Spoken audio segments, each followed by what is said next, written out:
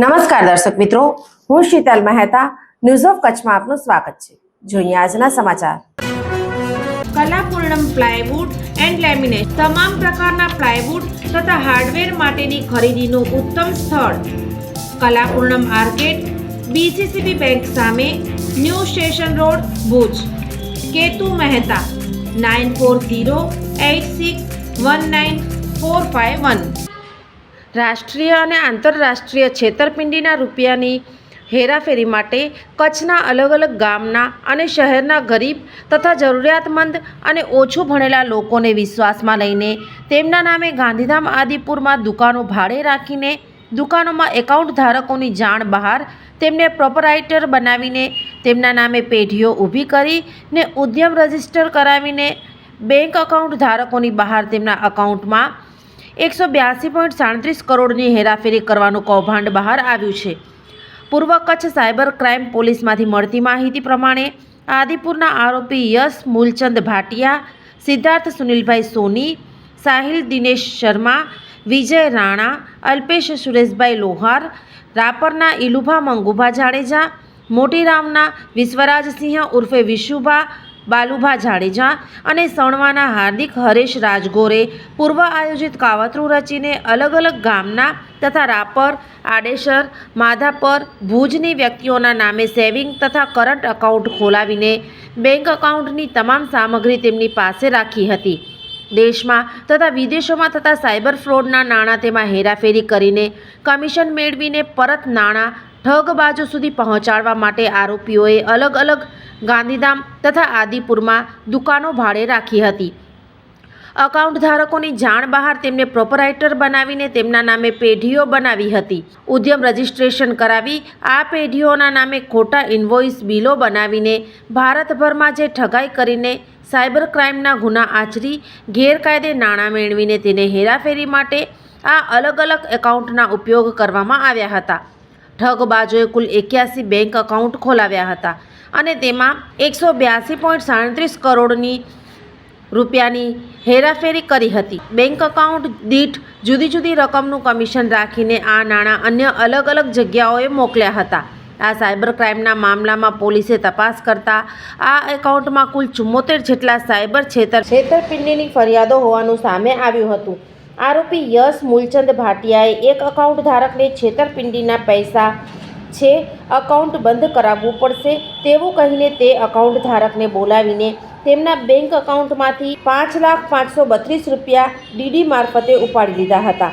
આરોપીઓએ account ધારકોની kit તથા નવા મોબાઈલ સિમ પણ મેળવી પોતાની પાસે રાખી આ છેતરપિંડીના કરોડો રૂપિયાની હેરાફેરીને અંજામ આપ્યો હતો.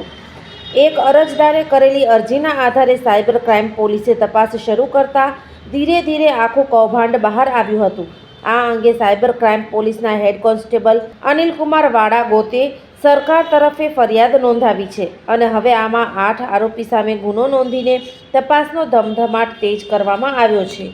ગઈકાલે સાયબર ક્રાઇમ પોલીસ સ્ટેશન પૂર્વ કચ્છ દ્વારા એક ગુનો દાખલ કરવામાં આવ્યો છે, જેમાં ઓવરઓલ જે મ્યુલ એકાઉન્ટ ખોલીને અને એના એમોથી જે સાયબર ફ્રોડના જે બનાવોને અંજામ આપવાની એક આખી ગેંગ દ્વારા કરવામાં આવેલું હતું એ બાબતની જે છે આખી એક ફરિયાદ દાખલ કરવામાં આવેલ છે.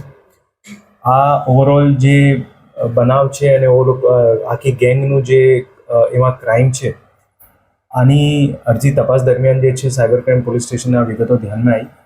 એના પછી માનનીય બોર્ડર રેન્જ શ્રી સાહેબ દ્વારા આમાં ઝીણવટભરી તપાસ કરવાની જે સૂચના મળેલ હતી એ અનુસંધાને જે છે આ ઓવરઓલ જે આખી જે ગેંગનું ઓપરેશન હતું એમાં 81 જેટલા જે બેંક એકાઉન્ટ છે એ આ લોકોના અલગ અલગ જે ગરીબ માણસો હોય જેમને લોભ લાલચ આપીને જે બેંક એકાઉન્ટ ખોલાવેલા હતા એ 81 બેંક એકાઉન્ટના વિગતો પણ ધ્યાને આવેલી.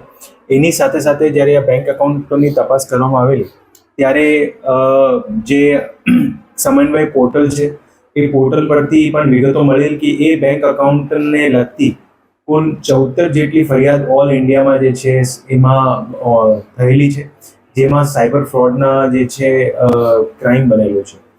આમાં ખાસ કરીને જે ઓવરઓલ આખી ટોળકીની જે ક્રાઇમ કરવાની જે ઓવરઓલ એમો હતી અને કઈ રીતે એ લોકો કરતા હતા, એમાં મુખ્ય આરોપી જે છે યશ ભાટિયા છે.